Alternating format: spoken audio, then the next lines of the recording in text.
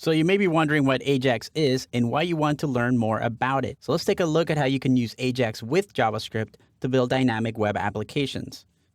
Before we look at AJAX, let's talk about how a browser gets information to display a page. When a browser requests a page from a website, the browser on your machine is acting as a client. The website is being delivered through a machine that is serving up the information. So we call that a server. When you ask for a page, the client makes a request to the server and the server returns a page. Sometimes when you're looking at a page, you may want to ask for some additional information from the server. Say, for example, that your page has thumbnails for a photo album, and perhaps the album has more thumbnails that you can see in the current view. Without AJAX, if you want to see more thumbnails, you'd have to make a request back to the server, and it would send you a whole new page with additional thumbnails.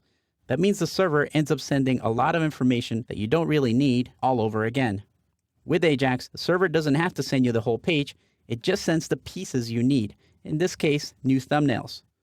So how does that work? AJAX is not a single technology, but a group of technologies working together to make that happen. Technically, AJAX stands for Asynchronous JavaScript and XML. That's quite a mouthful, so let's break that down piece by piece.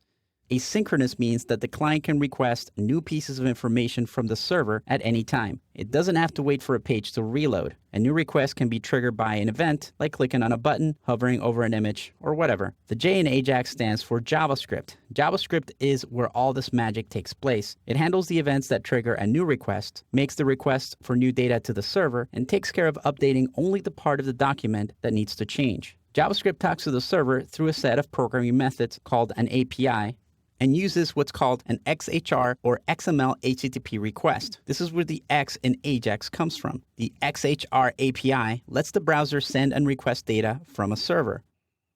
This can be a bit confusing because a lot of people think of XML as a language used to describe data that's a lot like HTML.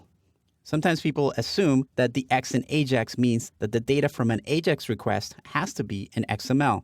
But the data that gets transferred to and from the server can be in any format, and it's usually either a text file, HTML, or a JavaScript object like JSON. So AJAX is really just a fancy term for a technology that lets you build pages that update without requiring a page reload. JavaScript does most of the heavy lifting with AJAX, and it uses the XHR API to handle the communication between the client and the server.